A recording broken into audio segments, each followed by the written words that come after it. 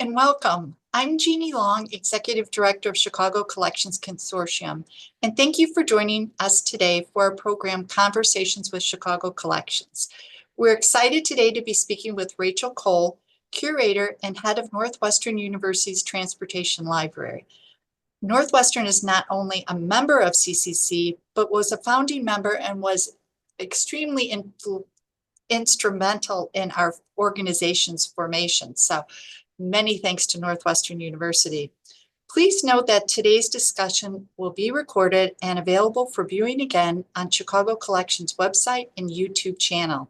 And if you've missed any of our previous Conversations with Chicago Collections programs or any of the other fabulous Chicago Collections programs, you can always find them on our website and on our YouTube channel. We'd like to begin Chicago Collections program today with our land acknowledgement statement, which reads, Chicago Collections acknowledges and is grateful for the Native peoples who laid the foundation for the city of Chicago and for the indigenous nations that reside in Chicago today. When you visit our member organizations and when you experience Chicago's outdoor spaces, we invite you to join in offering respect and gratitude to the many indigenous people that reside in the Chicagoland region, as well as their ancestors.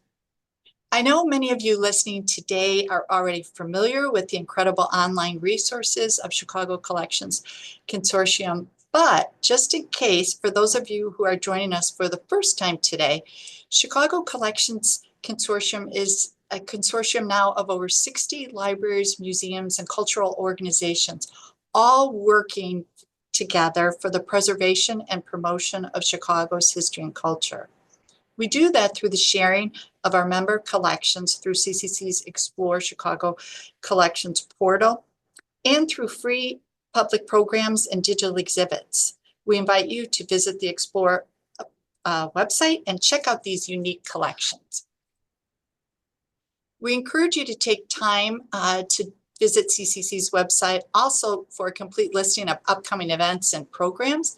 And be sure to mark your calendars for CCC's upcoming virtual annual meeting scheduled for Friday, June 13th. Additional information can be found on CCC's website under events.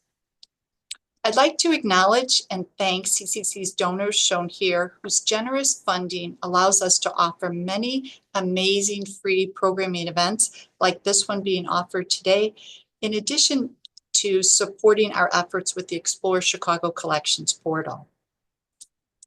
Now onto our program, and thank you, Rachel, so much for making time for our conversation today. Northwestern University's Transportation Library, as I had expressed to you earlier before we went live, is truly, in my opinion, a jewel within Northwestern's library holdings. And I'm excited to learn more, but also to share this information with those listening today. So let's start with the very beginning, with its founding. Hi, Jeannie. Thank you so much for having me. I'm really excited to be here today to talk about our library and collections and ways that people might be able to access the materials here. So we were founded in 1958 as the Transportation Center's library. Northwestern has a transportation center that was the first university transportation center in the United States, founded in the 1950s and 54. And as part of that, they set aside funding and space for library collections and library staff. So for the first several decades of our existence, we were housed in the Transportation Center before moving into Northwestern's main library, where we reside today. This is a photo of our reading room as it exists today. So the Transportation Center has always been sort of our main patron base here at Northwestern. They're a multidisciplinary center working in transportation in all modes, as well as the social, environmental, and equity impacts of transportation as well. So our collections support that work. We also support the Northwestern community more broadly. So we work with students from departments ranging from music or history to economics or political science. And our collection numbers over 500,000 items, making us among the largest collections of its type in existence. It's a really unique collection in that, we were founded in the mid-20th century. So our collection starts out sort of telling the history of transportation and how it was formed throughout the 20th century. We collect current transportation materials today, sort of the materials that I think will tell the shaping of cities going into the future too. And I know you had talked about, the use of students' engagement with the collections. Can you just cite an example of how students, have utilized the collection? Yeah, so I work with students working in current transportation research. So students looking at things like, I don't know, the algorithms behind mapping tools online. And also with students working with historical resources. So currently there's a lot of interest in SST, so supersonic jet transportation. There's an effort undertaken by several companies to reintroduce SST service. So I've been working with students on, for example, projects to do with like the history of SST programs in the United States. Fascinating, great. Yeah, it's really interesting to be able to combine these historical collections that we have with our current transportation materials or special collections with like government studies and planning reports that we have in the collection.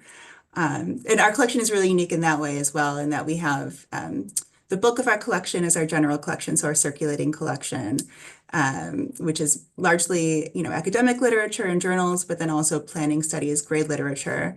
And then there's also a component of special collections that I'll be talking about today. And I don't think people realize that it is open to the public. Yeah, absolutely. So we're open to the public the same hours as main library. You can go to Northwestern Library's website to view public hours. And the majority of our collection is on the open shelf. So patrons are welcome to come in and browse materials and use materials here in the library. If patrons are not local and they have relationships with libraries in their area, they'll find that most of our materials are interlibrary loanable as well. This excludes our special collections, of course, but the materials that you'll find on the shelf are generally able to be checked out by the Northwestern community and can be interlibrary loaned. And then for special collections and archives, appointments are required. And we have a number of digitized collections that I'll talk about today, which can be found online too. Thanks. And we do collect on all modes of transportation and related subjects. So, people often think of transportation maybe as cars, railroads, aviation. Those are kind of three main focuses of the collection. But then we also collect on, pedestrian transportation, bicycle transportation, historical modes of transportation like personal rapid transit or Carvair, and then ways that transportation is, more broadly influences cities. So things like land use and urban planning. Next slide, please. Thank you. And then our general collections today, this is just a slide showing some of the materials that we've acquired, fairly recently. Again, academic literature, government planning studies, and journals as well. And this is the core of our collecting efforts today. We collect to serve the research and teaching needs of Northwestern faculty and students. Next slide, please. And then grade literature is really, I think, what makes up the really interesting bulk of our general collections. So 54% of our collection is unique to our library and not available elsewhere. Largely, this is the grade literature in our collection. So if you're not familiar with grade literature, this is research and reports that are produced outside of the commercial publishing industry. They're not always collected by libraries and not always maintained by libraries either. So we're looking at things. Yeah, planning studies and engineering reports, annual reports, employee or trade union newsletters, and they're published by things like DOTs or other governmental agencies, engineering firms, consulting agencies. If you follow me on Blue Sky, you're familiar with the thread of these report covers that I've had going for a long time, visually interesting report covers that may have something larger to say about our transportation systems. And the transporting watermelons in bulk and bins by truck is sort of the head of that thread. But then we look at issues, like the electric vehicle program or carless transportation users and what these reports might have to say about them and the history of those systems. One of the largest collections within our general collections is the annual report collection. This is on the open shelf in the library, and these can be browsed and used in the library. This is just about the only thing on the open shelves that won't circulate. We have a collection of about over 18,000 annual reports, mostly based in the US, but also international, strong in railroads and aviation in particular, but we do collect on all modes of transportation. So you'll find things like canal companies or taxi companies, bus companies here. The two reports on the screen were both the efforts of graphic designer Herbert Matter, the Swiss-born graphic designer, who was brought on board first for the New Haven Railroad on the left and then the Boston and Maine Railroad on the right to do complete rebrandings of those railroads in 1954 by Patrick McGinnis, who was the president first of the New Haven and then the Boston and Maine. And then on the next slide, this is an example of, so annual reports obviously represent, company history and financials for companies, but there's something broader to be said culturally for some of them in many cases. So this is the East African Airways 1965 annual report. The fabulous image on the left is a flight attendant in this leopard skin pillbox hat.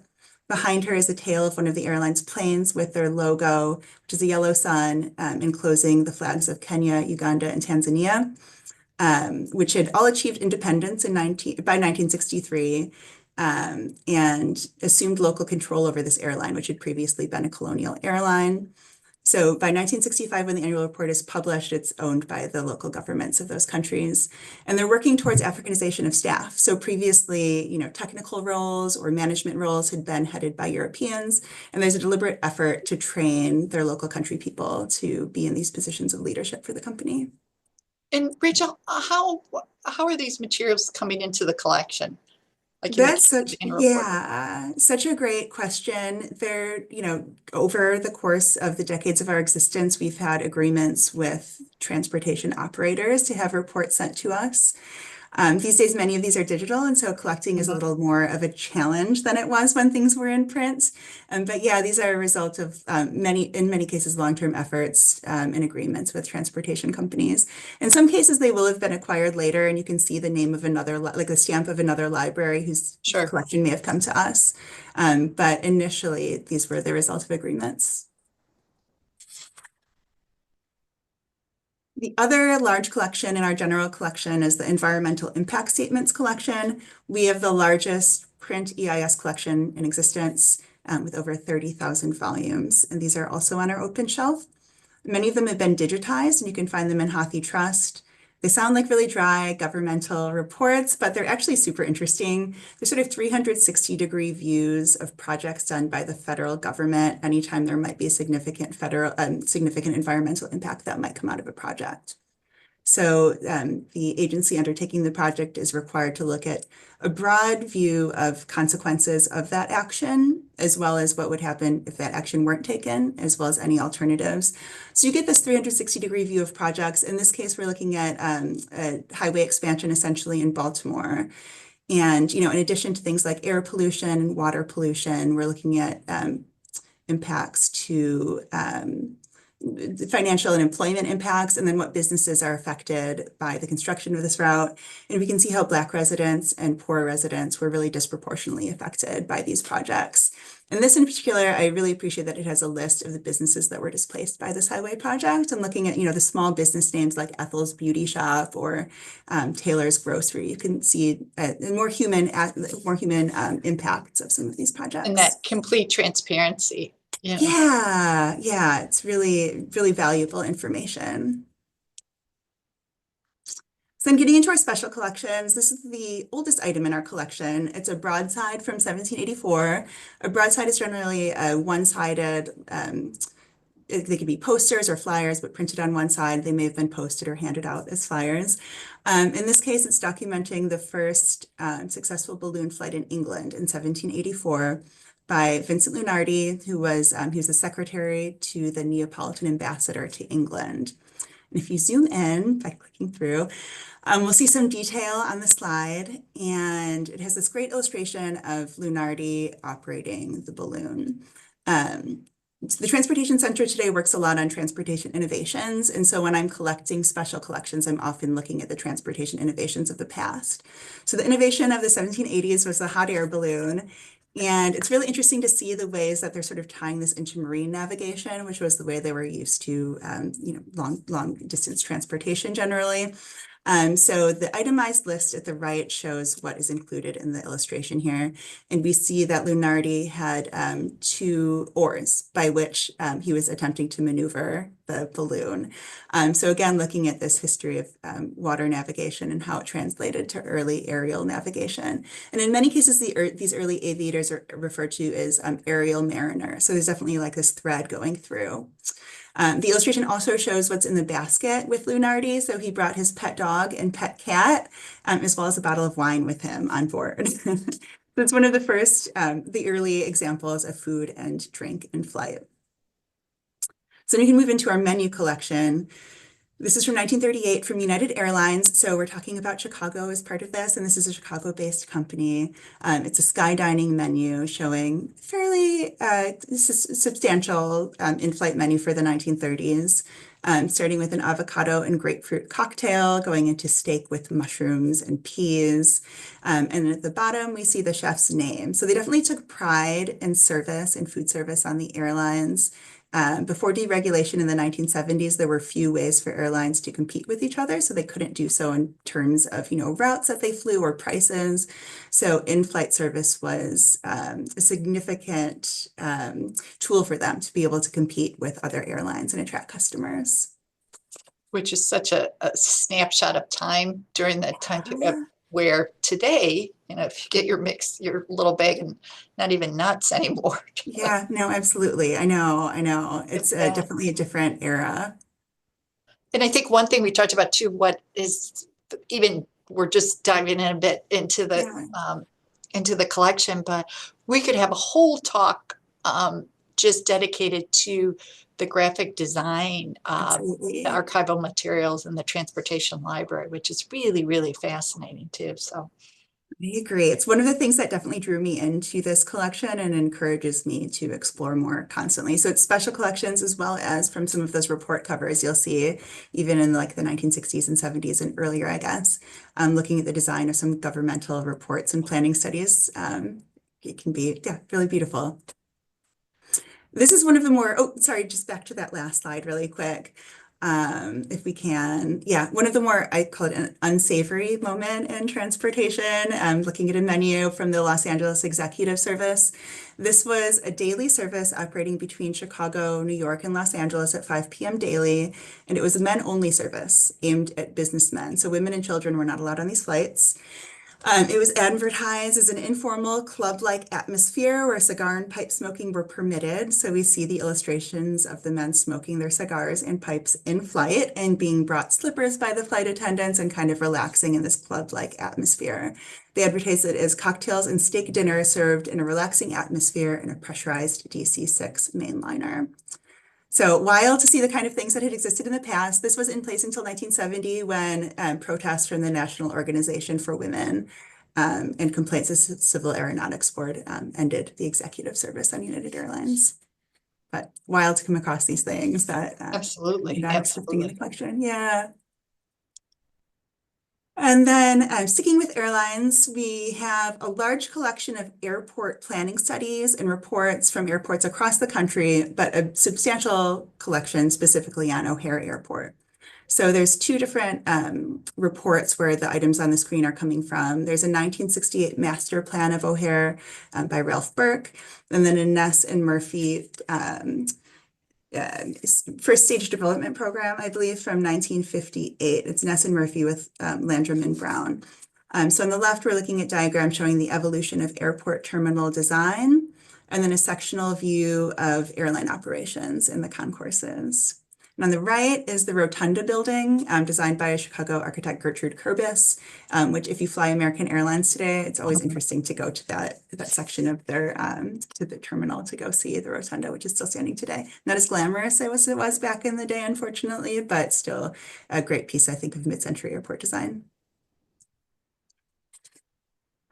Speaking of design, these are a couple of menus from Bob Peak for TWA. Peak is known as the father of the modern movie poster, and he did a lot of work on movie posters, but then he did a lot of work for TWA as well in the 1970s, designing all sorts of things, including a series of menu covers that focused on cities from around the world.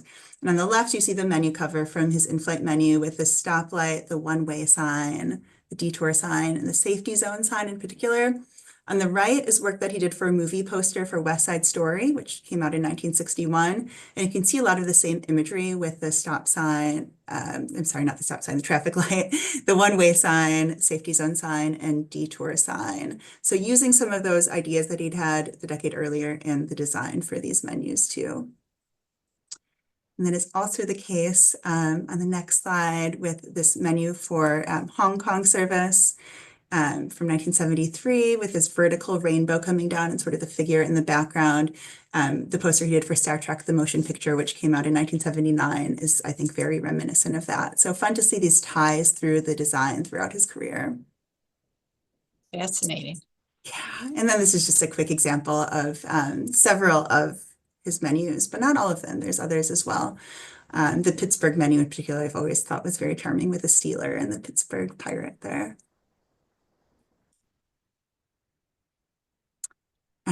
Stick with airline design for a minute. This is Braniff International from the 1960s. It was a campaign headed by Mary Wells Lawrence, who was a groundbreaking advertising executive, the first woman to own her own firm on Madison Avenue, and the first woman CEO of a company listed on the New York Stock Exchange. So she was an advertising executive working for Braniff International, and she brought on this great team of designers to do a complete rebrand of the airline. So the work on the screen here is from Alexander Gerard, the architect and designer. On the left, it's the dove of peace that you'll often see throughout his work, but in this case, it's a martini glass in its beak, which is really cute. And then a drink menu for in-flight service. And on the right is the cover of an annual report. So again, we can see the way that graphic design was often incorporated into annual reports of the day. Beautiful. And then on the next slide, Mary Wells Lawrence also brought in Emilio Pucci to do the design of uniforms for the airline. So on the right, we see the Gemini 4 airline flight attendant uniforms that he designed, inspired by the space exploration of the day. And then on the left, we see Barbies that were available for purchase in 1967 from the Montgomery Ward Christmas catalog. And we see Barbie Goes Braniff, and they're wearing the same uniforms as are shown on the Braniff International annual report cover. It's really fun. I think so too. Getting back to Chicago, these are materials from the Chicago Area Transportation Study, which was started in the 1950s. It was a really early and really influential planning study looking at transportation and land use in Chicago and the Chicago area. Sort of tells the story of how our transportation systems were conceived of and developed in the later part of the 20th century through this collection. So on the left is an employee newsletter, the Chicago Area Transportation Study, or the CATS meow. And they really went all in with that CATS idea. And there's this just really charming illustration of a cat on a broom holding a planner and people trying to get some work done on the back of the broom. And then a report. So this collection was digitized in 2022 or 23, and it's now available in HathiTrust. So if people are working on research involving Chicago transportation, you can go to hathitrust.org is the website for Hathi, and you can view this collection there. I'm getting into the CTA because we can't talk about Chicago transportation without the CTA. No, we can't. No, and right? CTA being a member of Chicago Collections, Yes. we proudly say yes. Very proud. David Phillips was an employee of the CTA for a long time and has this great collection of ephemera from transportation companies around the world. So here in Chicago, but then also airlines and railroads from around the world as well. And this is just, I think, a really fun graphic from a 1983 map from his collection from the CTA. Why drive? Why? And flipping through some more materials related to Chicago Transit from the Phillips collection. This collection is unprocessed, but I can always help users go through it. And I hope to have this processed. It's high on my list of priorities. On the left is schedules from the Century of Progress World's Fair for the Chicago Surface Lines, which were a predecessor company to the CTA. They merged with Chicago Rapid Transit in 1947 to become the CTA. It's just beautiful. Isn't it? I know, but really so much thought put into the design of these ephemeral documents, which I just think is really beautiful. In the center is advertising new north-south all-express service. We see this winged Mercury figure, the god of speed, holding the train, expressing it into the future. And then on the right is How to Ride a Bus from 1968. We see this GM new look bus, nicknamed the Green Limousine by Chicagoans.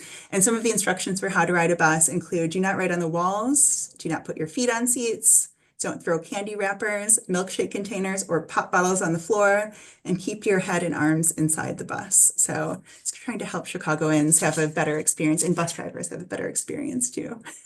All valid rules today. Yes. B2B.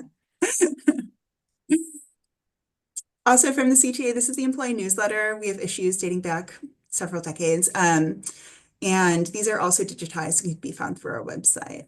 So on the left is a CTA Transit News issue from April 1971 showing Ernie Banks on the cover. So in addition to being Mr. Cub and Mr. Sunshine, he was also a CTA board member. Yeah, it's really interesting to see. The 1985 season in the center showing White Sox and Cubs memorabilia, getting exciting to play ball. And the Ryan Sandberg signed bat in the center. He was my favorite in the 80s, so that's fun to see. And then on the right, shirts that were for sale, which I would definitely buy if they were for sale today, but they show CTA bus stops on them, and I just think they're really fun. They are fun.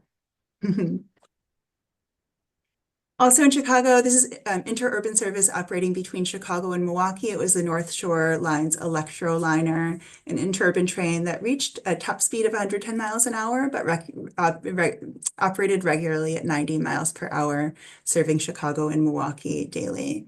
The train is this beautiful sort of teal and orange paint scheme, and it currently exists in the Illinois Railway Museum, which I've not been to visit yet, but this is high on my list of places to go in the Chicago area.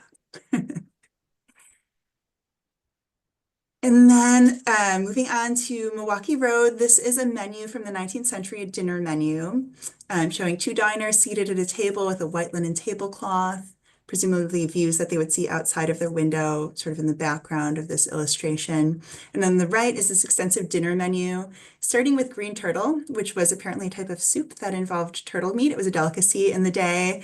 And moving on to several courses that include things like roast mallard duck, leg of venison, and wild turkey.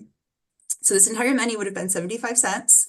And on the bottom is a note, these are ephemeral, it's ephemera, but there's a note instructing patrons that they're able to retain the menu as a souvenir if they would like to. So produced as ephemeral documents, but then also with the recognition that, like you were saying, Jeannie, with like the time and thought that goes into the design of them, that they'd also be something someone might be interested in retaining. Just beautiful. I agree.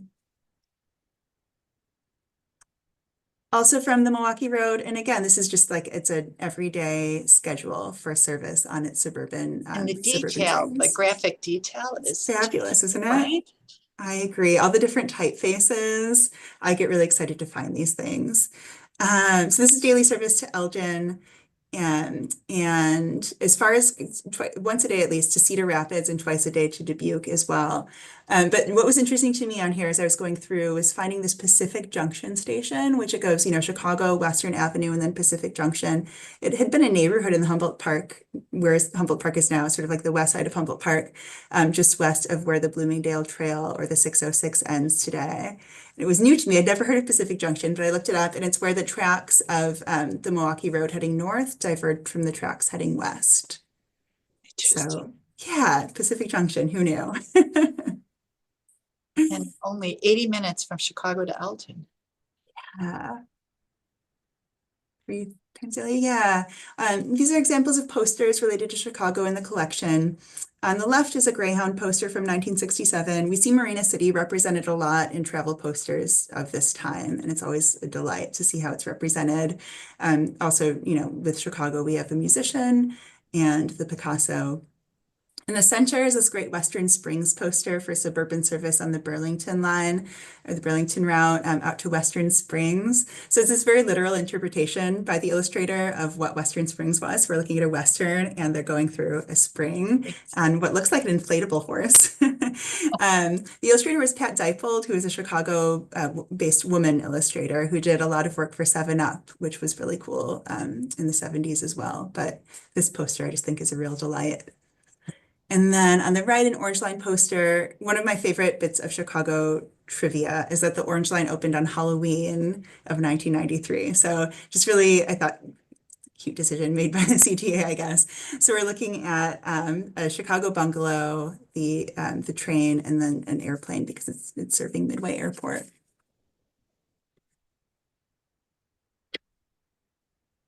This is a collection that was digitized last year, I believe, and can be found online through our website now. It's the Great Lakes Passenger Steamship Pamphlets Collection. It's a collection of several dozen brochures and pamphlets from Great Lake passenger steamships dating from the 1890s to 1970s. And it's documenting the pleasure cruises offered on the Great Lakes during this period. So on the left, we see this 2,000 miles of blue sky and water. So travelers could take a week-long trip from, for example, Chicago to Milwaukee to Buffalo and experience a lot of amenities that you might expect to find on ocean liner service. So those things like big bands, dancing, entertainment, and so on. And then $40. Yeah. It's a great deal, right? Can't get parking for that. No. Could have taken the train to get there back in the 1890s. And then the center advertising day cruises, World's Fair sightseeing tours for the Century of Progress World's Fair.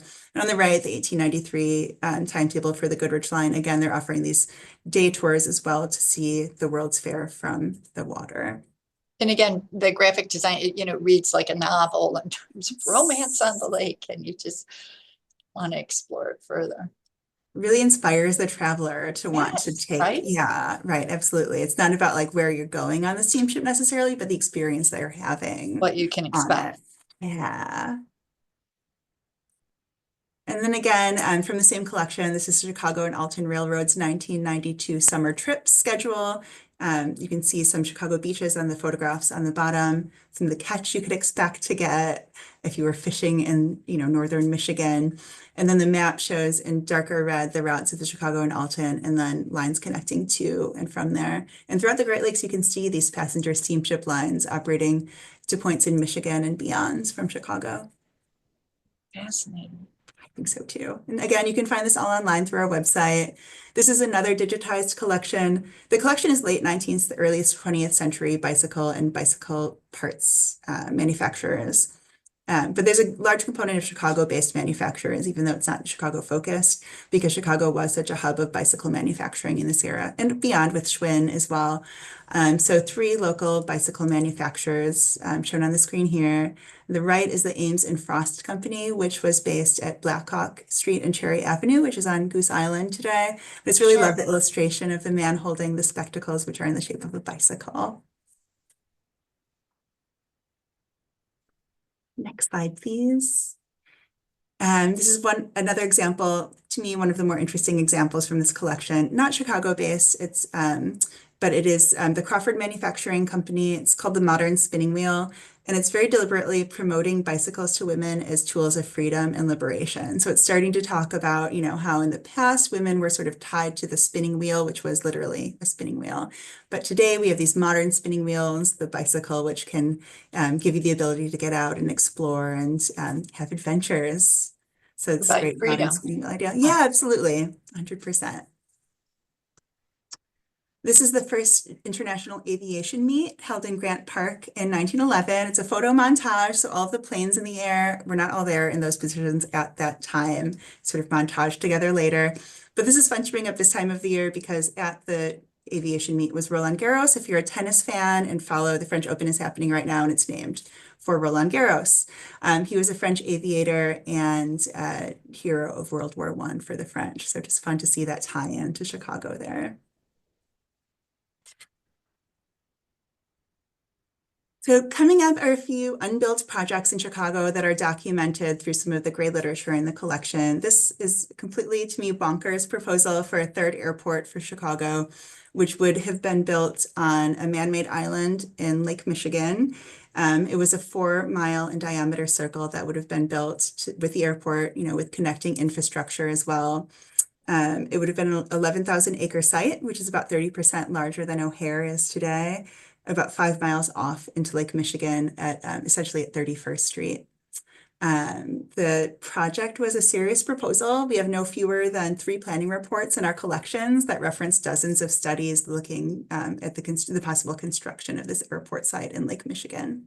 And this dates from when, Oh, Rachel? thank you for asking. I'm sorry for not saying that. 1967. Thanks, Jeannie.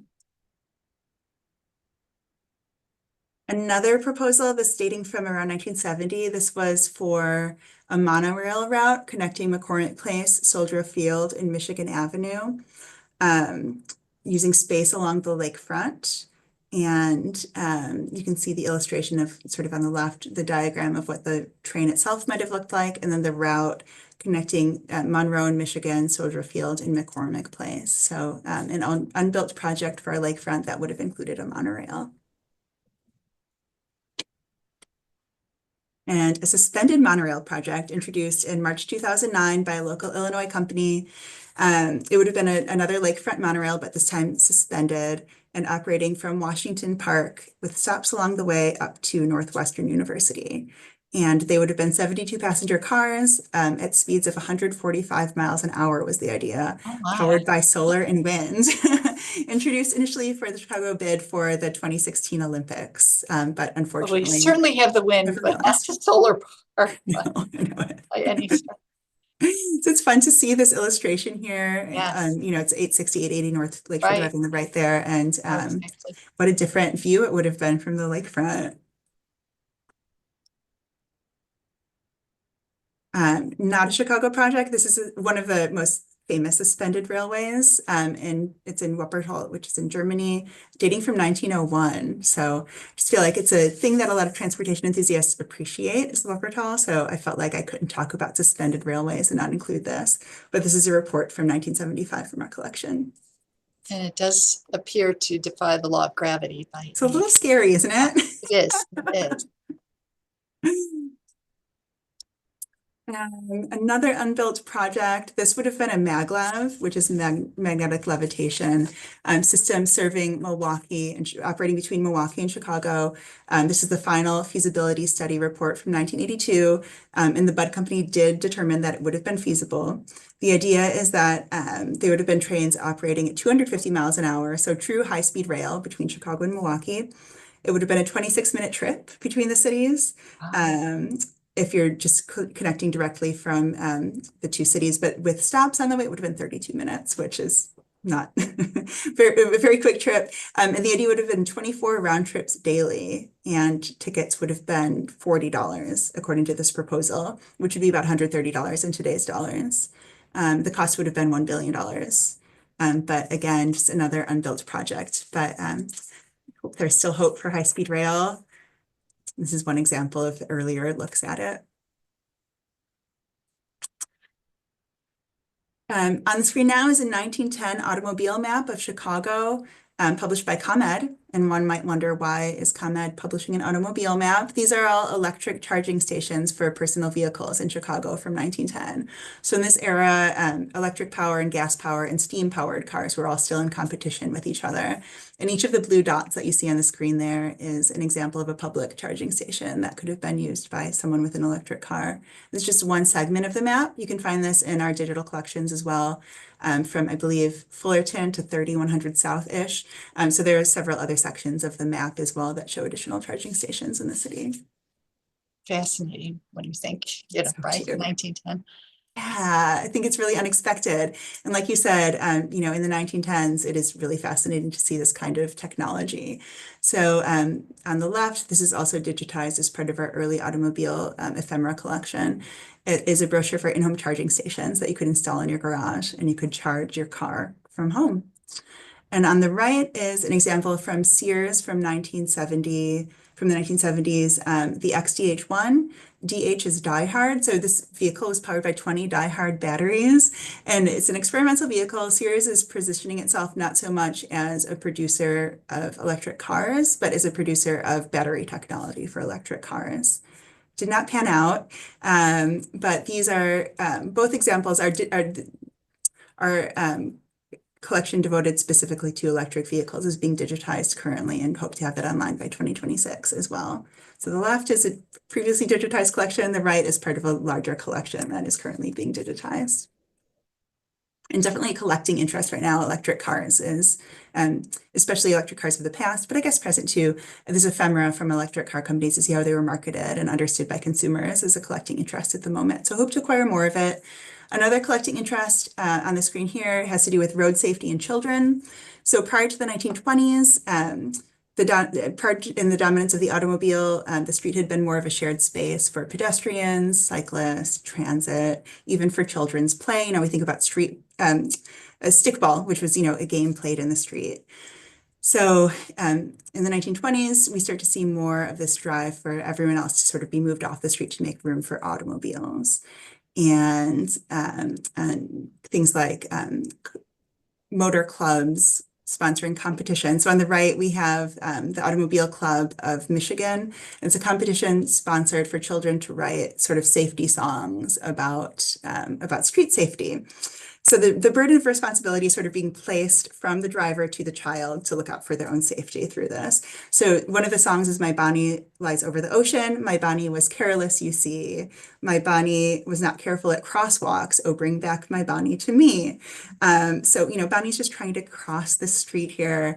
And through these songs, Bonnie's the one who's the burden of safety is sort of put on. So looking at the history of the street and who has the right to the street essentially through materials like this is a current collecting interest.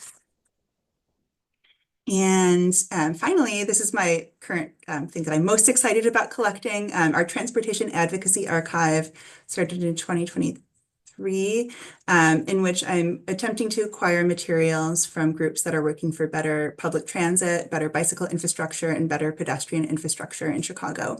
So Commuters Take Action is one of those groups. We have ephemera from Commuters Take Action. On the left is a card they might have handed out at stations to give more information on their efforts. And on the right is this great timetable that they designed, which is also really interesting data, representing the average advertised interval between trains at the California stop and the Blue Line, and then the average actual interval. So we're seeing at what times the trains are supposed to run and how often they actually do run. So I think this will be of interest to future historians looking back at our transportation systems and the way they were formed at this point in history. And then I think that's all that I have for you today. There's how to connect with the Transportation Library on the screen here. You can find us online. Instagram, I look at sort of as a mini museum of transportation history as told through our special collections. And then my Blue Sky account where I share report covers that are graphically and socially interesting, I guess. Oh, thank you, Rachel, so much for your time. And I know we're only scratching the surface on this topic, and especially as this topic appears in Northwestern University's archives, but sharing that information, and there's so much to look forward to seeing more in the Explore portal as more collections become digitized too. But thank you very much.